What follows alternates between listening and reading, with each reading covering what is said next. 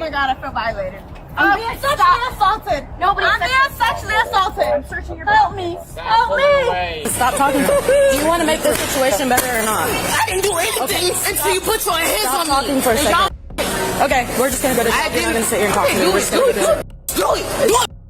Do it. What happens when a simple traffic stop spirals into absolute chaos? Today, we're diving into two shocking cases of entitled behavior that ended in arrest. It's not ridiculous. Stop. She's fighting. No, stop. Let go. Do it now. I said let go. I said you're pulling your arm back. Stop yelling for a second. What you did was wrong. Stop yelling. What you did was wrong. Stop yelling. Don't grab on me like that. Yeah, I'm trying to talk to you. Now stop yelling. Don't grab on me like that. Okay, why did I get called? Mind your f***ing tongue. Okay. Our first story begins on what seems like an ordinary day. Police officers are on patrol when they witness something that catches their attention immediately. A car blowing through a red light at the intersection of Orange and Washington. Now, running a red light is dangerous. It's one of those traffic violations that police take seriously because it can lead to serious accidents. So naturally, the officers pull the car over. The driver, a 19-year-old woman named Sienna, who works in vacation sales. And from the very first moment of contact, you can tell this isn't going to be a simple traffic stop. Oh my God, I feel violated. I'm being sexually assaulted. Nobody. I'm being sexually assaulted. I'm searching your Help me. This is not the right way to hold somebody. This is not the right way to hold somebody. Stop resisting, ma'am. Right away, the officer notices something suspicious. As he approaches the vehicle, he sees Sienna making quick movements, throwing items onto the floorboard of her car. This immediately raises red flags. When someone tries to hide something during a traffic stop, officers know they need to investigate further. Is she hiding drugs, weapons, an open container? The officer doesn't know yet, but he's about to find out. What are you covering up? I'm not covering anything up. You literally just threw everything down onto the floorboard. I was grabbing my bag for my license. You were literally throwing shit down. I'm parking here because I work here. She tried covering something up on the floorboard. You know why I'm pulling you over? Sienna. And here's where things start to go downhill. Instead of being cooperative or apologetic, Sienna immediately cops an attitude. She acts annoyed, as if the officer is inconveniencing her by pulling her over for breaking the law. This is a classic mistake that so many people make during traffic stops. They forget that attitude matters. Police officers deal with dangerous situations every single day, and when someone gets defensive or hostile right from the start, it puts them on high alert. You know why I'm pulling you over? Why? You're gonna give me attitude right now? Like you're annoyed? Because you went right through the red light in front of us at Orange and okay. What is working here driving through a red light on Orange and Washington? Sienna explains she works in vacation sales and was late from her break. That's her excuse for running the red light, being late for work, as if that somehow justifies putting other drivers at risk. But here's where it gets really interesting. The officer asks her about her job to build rapport and keep the conversation going while he assesses the situation. And that's when he notices something else. I'm late from break, and I'm sorry. You're late from break? Yes. Okay. What do you do for work? What I do for work? Uh-huh. Sales vacation. Sales vacation? Vacation sales. Okay. An open bottle of tequila in the car during the middle of the day. Now, if you're pulled over and there's an open container of alcohol in your vehicle, that's a serious problem. In most states, open container laws make it illegal to have unsealed alcohol in the passenger area of a car. But Sienna denies everything. She claims she hasn't had any drinks. She even denies that there's an open bottle in the car, despite the officer clearly seeing it. This is another huge red flag. When someone starts lying to the police during a traffic stop, it never ends well. So there's an open bottle of tequila in the car. How many, ma'am, I'm not arguing with you. I'm Box? That's like ma'am, 3 weeks old. ma'am, let's talk. How many drinks do you have today? None. No? Okay. Why is there an open bottle of tequila in the car? There's not. Why did you blow by that red light? And she keeps lying. Even when confronted with what the officer saw with his own eyes, she denies running the red light. This isn't going well for Sienna at all. At this point, the officer is detecting signs that she might be impaired. The open bottle of tequila, the lies, the suspicious behavior, the attitude, all of these things add up to probable cause for a DUI investigation. I didn't blow by a red light. Okay, you did.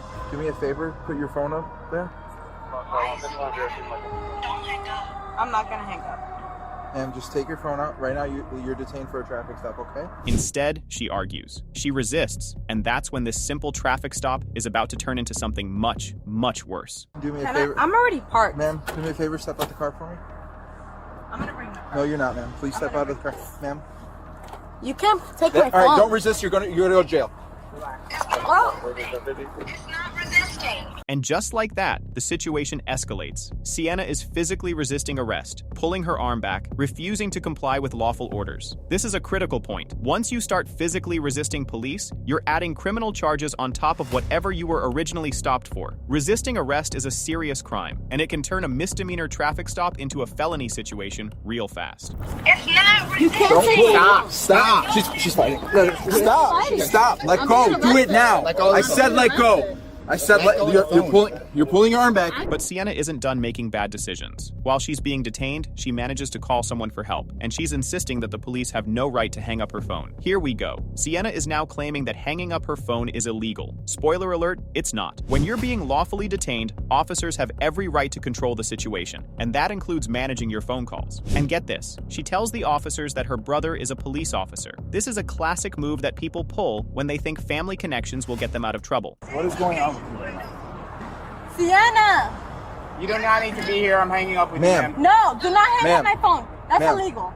Ma'am, this is I not have a illegal. brother that's a police officer. The officer's response is perfect. Having a family member in law enforcement doesn't give you a free pass to break the law. If anything, it makes this situation even more embarrassing for Sienna. The officer explains that if the person she called shows up and obstructs the investigation, they'll be arrested too. This isn't a game. This isn't about connections. This is about the law, and the law applies to everyone equally. Okay, well, guess what? hang You're up looking my at two phone police. and All right, that's it. I'm doing her a favor because if No. she comes Alright. here to this location She and won't obstructs come this here. investigation, she goes to jail. So I'm She doing will her a not favor. interrupt us. She's literally looking for your location right now. No, Ma'am. she's not. You've been extremely uncooperative at this point. I'm cooperative. The officer can smell alcohol on her. She's reeking of it, but she continues to deny having any drinks. This pattern of lying is only making her situation worse. At this point, the officer offers to conduct field sobriety tests. These are voluntary, but they give the suspect a chance to prove they're not impaired. Sienna agrees, but only after being told she'll get additional charges if she acts up. I'm trying to talk to you. Stop talking Okay. over me. Answer Okay. my questions. I'm sorry, sir. How many drinks do you have? Because you reek of alcohol. I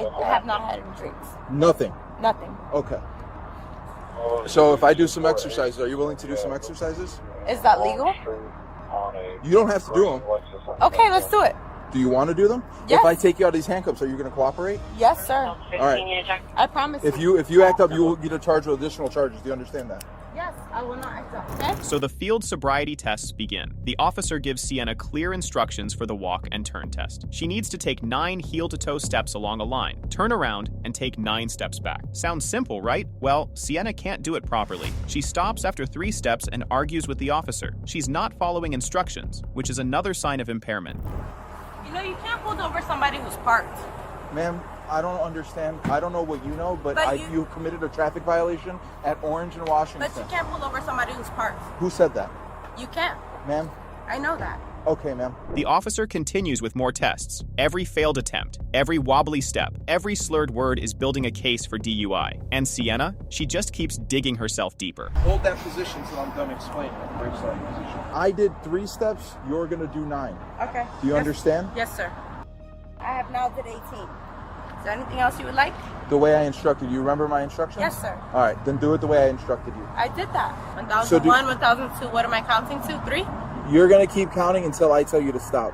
And there it is. Based on the failed sobriety tests, the open container, the smell of alcohol, and her behavior, the officer places her under arrest for DUI. Sienna is shocked. She can't believe she's being arrested. But here's the reality. When you drink and drive, when you lie to police, when you resist arrest, there are consequences. And it gets worse. The officer also discovers that she doesn't have a valid driver's license. So now we're adding driving without a valid license to the list of charges. So you may begin at any time. Yep. 1, 2, 3, 4, 5. This hard. Okay. So how many drinks did you have today? I have not had any. None at all. No. Okay, look at my partner. All right, and then can you do a forward dive like this with your hands behind your back? Dive? Yeah, like put both of your hands like you're praying behind your back. She brings up her family connections again. Her brother, the cop, her uncle, the lawyer, as if that's going to magically make the charges disappear. But here's the truth. It doesn't matter who your family members are. The law doesn't care about your connections. What matters is your behavior and whether you broke the law. And Sienna? She absolutely broke the law. Yep. All right. Now you're additionally getting charged with DUI, okay? So you went inside my car? Yes, We will go we did. inside your Without permission? With probable cause. Get in the No, car. without permission. With probable cause. You also don't have a valid license, ma'am. What's my behavior, Madge? As the officers try to secure Sienna for transport to jail, she continues to resist. She's pulling away, dropping her weight, making it as difficult as possible for the officers to do their job. This is incredibly dangerous behavior. When you resist arrest like this, people can get hurt. Officers can get hurt. You can get hurt. And any injuries that occur while you're resisting, those are on you. You haven't told me the reason I'm arrested. You haven't told me. I told you you're under arrest for DUI. What? How? How am I arrested for a DUI? How? I'm not drunk. I haven't endangered anybody. Oh, you know what? So how am I Johnson arrested for a DUI? What? Johnson probably has an Allen key set or an Allen. I'm telling you right now, I have a brother who's a police officer, and I have an uncle who's a lawyer. Okay, So man. how am I arrested for a DUI? And then she makes a truly disgusting false accusation. She starts screaming that she's being sexually assaulted. This is an extremely serious allegation to make, and she's making it falsely while being recorded on a body camera. You make it so. Are you gonna break it? Not our fault. Are you gonna break it? You good? Yeah. Make sure that one's. You're searching me to go to jail. When they're already. Don't push me. Stop pulling away from me. Stop. Don't. I'm not pulling away from you. Don't push me. Got it. Hello! Help! Go ahead. Yeah, we're good. Someone. I'm being resisted. I'm being arrested unlawfully. Hold her like this. Record this if you can. Record this if you We're can. recording right now. She keeps screaming for help, claiming the officers are holding her wrong. But here's the thing. When you're violently resisting arrest, officers have to use appropriate force to control the situation. She's screaming about her shoulder, claiming they're going to break her arm. But watch the footage carefully. The officers are being professional. They're using appropriate force. And they're repeatedly telling her to stop resisting. Okay, perfect. Are you gonna arrest them too? Because you guys hung up my phone. Only you're going to You jail. guys hung up my phone. Okay. You don't have a right to hang up my phone. You don't have a right to do that. Sure do. Oh my god, I feel violated. I'm being sexually assaulted. I'm being sexually assaulted. I'm searching your Help me. Help me. The officer makes an excellent point. Any injury she's getting is because she's resisting. She's dropping her weight, pulling away, making it impossible for them to safely transport her. If she had been honest about the alcohol, accepted responsibility for running the red light, and cooperated with the officers, she might have just gotten a ticket. Get your arm from under my elbow. Get your arm from under my elbow. Go get your They're holding me wrong. Okay, are you They're gonna break my arm. They don't know what calm down? conditions I have. Are you gonna calm They don't know what conditions I have. Stop resisting. Tell them to get from under me. not This happening. dumb bitch here is holding me from under my elbow. Because of the way you're acting, yeah, she's going No, to continue. I'm not acting any. I have not physically arrested anybody. You keep dropping your weight trying to get outside of our She's grip. holding me wrong. She's gonna break my shoulder. So let's break down exactly what Sienna is facing legally. First, in Florida, where this incident occurred, a first-time DUI is already a serious charge. But if your blood alcohol content is 0.15 or higher, or if there's a minor in the car, the penalties increase significantly. We're talking about fines up to $1,000 or more, up to 9 months in jail, mandatory DUI classes, community service, and an ignition interlock device on your vehicle. But Sienna didn't just get a DUI charge. She's facing multiple charges: running a red light, DUI, resisting arrest, driving without a valid license, and assaulting a police officer. And at the end of the day, Sienna has no one to blame but herself for how this turned out. All right, let's move on to our second case, which is equally shocking but in a completely different way. This incident takes place at an airport, and it involves a woman who completely loses control at a gate area. Stop yelling for a second. What you did was wrong. Stop yelling. What you did was wrong. Stop yelling. Don't grab on me like that. Okay, I'm trying to talk to you. Now stop yelling. Don't grab on me like that. Okay, why did I get called? Mind your job. The officer explains that they asked her multiple times to stop and talk to them so they could understand what was happening, but she refused to comply. This is a critical point. When police respond to a disturbance call, they need to investigate what happened. They need to talk to both sides and figure out if any laws were broken. Hey, don't do all that. Don't do Yeah, no, that. you're not going to do this. Hey, stop. Walk Stop. that way. I'll get it for you. Stop. You don't have to. Okay, walk this way. Airport. What? Stop. So chill out. We can stop. Stop. All right, now Stop. If you don't calm down, Stop. you may arrest her. Stop. But this woman didn't want to hear it. She was angry. She was probably intoxicated based on later charges, and she wanted to leave. So when the officers tried to stop her, things got physical. Yeah, we're not doing that. Are you mad? You grabbed on me. I didn't do anything.